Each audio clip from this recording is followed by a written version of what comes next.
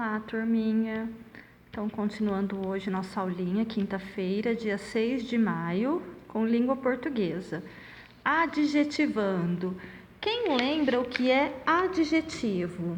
Adjetivo é o mesmo que qualidade. Por exemplo, eu falo assim, a menina é bonita. Qual que é a qualidade da menina? É bonita.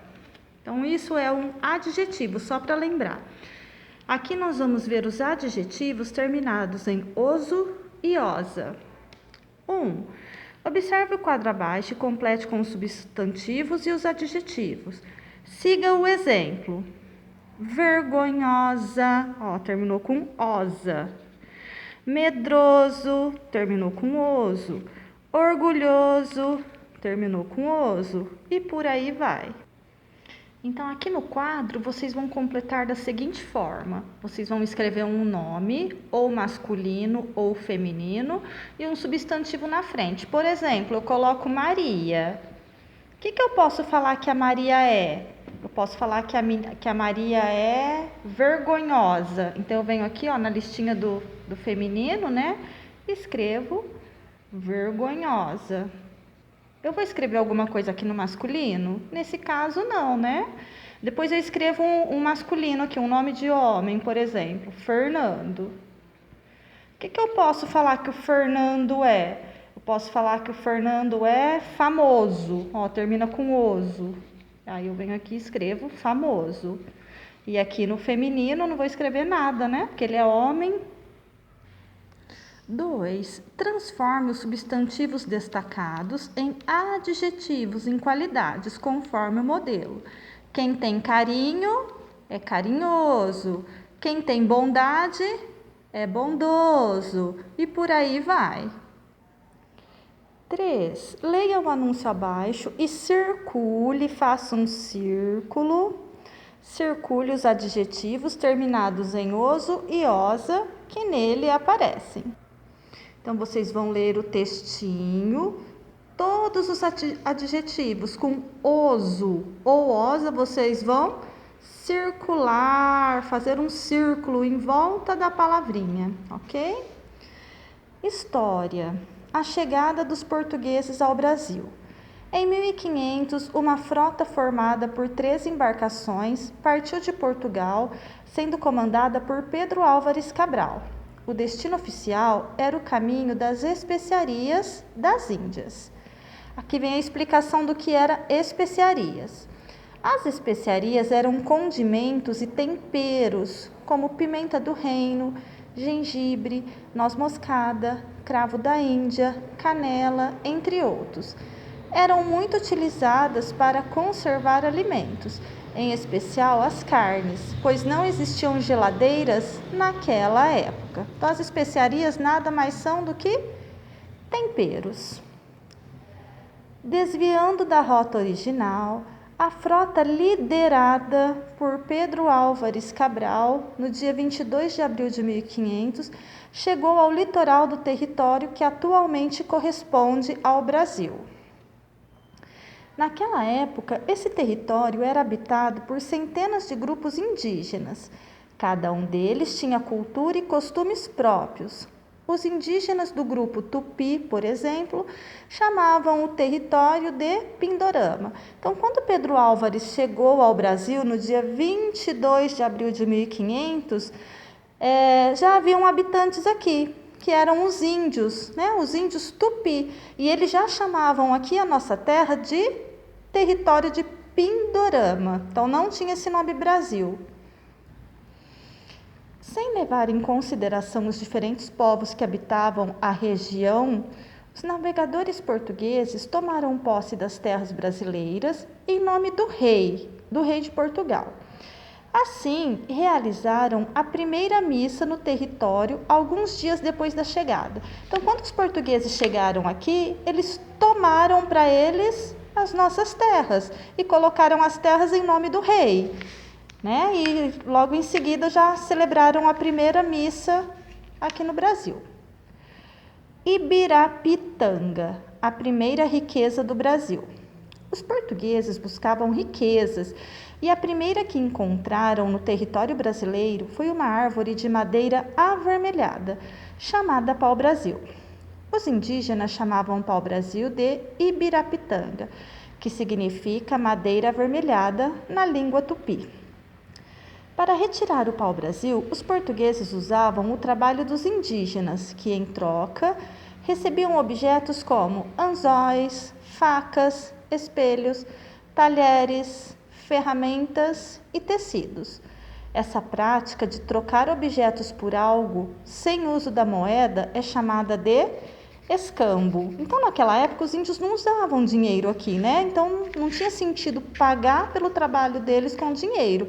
Então, os portugueses pagavam o trabalho usando essas ferramentas, esses tecidos, facas, pente, como moeda de troca. Na Europa, o pau-brasil era utilizado principalmente para a extração de um pigmento vermelho usado para tingir tecidos. Então, esse pau-brasil que era retirado aqui do Brasil era enviado todo para a Europa, porque lá não tinha, e lá eles usavam esse corante para tingir tecidos. Compreendendo a história, leia o mapa ao lado, que é o mapinha abaixo, em seguida responda as perguntas. Que atividade está sendo representada no mapa? Então aqui tá em preto e branco, eu acho que não ficou muito nítido, mas se a gente observar bem de pertinho, a gente consegue observar os indígenas fazendo a extração do pau-brasil. Então eles estão recolhendo o pau-brasil para mandar para a Europa. Por quem esse produto era extraído do solo? Então, eu acabei de dizer, quem é que retirava o pau-brasil?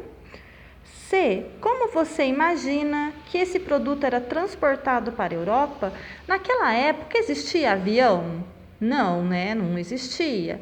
Pedro Álvares Cabral chegou do que aqui no Brasil? Então, ele utilizava aquele mesmo meio de transporte para mandar a madeira para a Europa. Geografia. Regiões brasileiras. O Brasil é um país com grande extensão territorial, por isso existem divisões que possibilitam um melhor entendimento do que ocorre em todo o território. Nosso país foi dividido em 5 regiões e cada uma delas apresenta muitas riquezas naturais e culturais, mas também é completa de contrastes. Observe as imagens a seguir. Então, lá na região norte, as pessoas costumam utilizar barco como meio de transporte. Aqui na nossa região, a gente costuma utilizar barco? Não, né? Aqui não, então é um costume bem diferente do nosso. Região nordeste, festa junina em Campo Grande. É uma festa que atrai turistas do Brasil todo para frequentar essa festa. Embora nós tenhamos festa junina aqui também, mas não chega nem perto da festa junina lá da região nordeste. Região centro-oeste, vaqueiros conduzindo o gado. Aqui já é mais comum, né? É uma prática que também pertence a nós aqui, mas o forte da criação de gados é lá na região centro-oeste. Região sudeste, que é a nossa, onde nós vivemos, aqui é uma foto da Avenida Paulista, lá em São Paulo, uma avenida bem movimentada. Em São José do Rio Preto, que é a maior cidade que nós temos vizinha aqui, nós também temos a Avenida Alberto Andaló, a Avenida Badivacite, que também é bem movimentada, né? E a região sul do país, aqui acho que não dá para ver direito, porque é preto e branco a imagem, mas é uma imagem de uma geada. Aqui a grama está cheia de gelo. Nós temos geada aqui na nossa região? Não, né? A nossa região é bem quente, não costuma gear. Regionalização do Brasil. Você sabe o que é regionalizar? Regionalizar é dividir o espaço geográfico segundo critérios pré-estabelecidos. Podemos regionalizar um determinado espaço por meio da análise de seus aspectos naturais, como tipos de solo, relevo, rios e vegetação. Ou podemos dividi-lo em razão dos processos históricos e sociais vivenciados no decorrer do tempo. Enfim, podemos regionalizar qualquer porção de espaço. Basta determinar qual será o critério utilizado para que isso ocorra. Então, na época da regionalização do Brasil, eles utilizaram como meio assim para eles se definirem o tipo de solo, o relevo, rios, vegetação, porque em cada local do país nós encontramos algum desses recursos naturais para separar uma região de outra. Divisão Regional do IBGE. O Instituto Brasileiro de Geografia e Estatística, IBGE, é uma entidade da administração pública federal, responsável pela realização de estudos sobre o território brasileiro. Ele reúne diversas informações sobre a área física, urbana, rural, econômica, social e política do país, disponibilizando dados constantemente para a administração do país. Com base em informações pesquisadas, o IBGE propôs a divisão do território brasileiro em 5 grandes regiões. Então, isso aqui é o mais importante para nós, que são as regiões Norte, Nordeste, Centro-Oeste, Sul e Sudeste. Aliás, Sudeste e Sul. Tendo como critérios de divisão características semelhantes entre os estados que formam cada região, como aspectos naturais, culturais, econômicos e sociais. Observe o mapa a seguir. Então, como o Brasil foi dividido em 5 grandes regiões, eles utilizaram critérios naturais, culturais e econômicos para fazer essa divisão. Então, aqui, ó, a região norte. É que o mapa aqui está em preto e branco, mas se a gente observar no mapa colorido, aqui é onde fica a floresta amazônica, tá bom? Região centro-oeste é o centro do Brasil.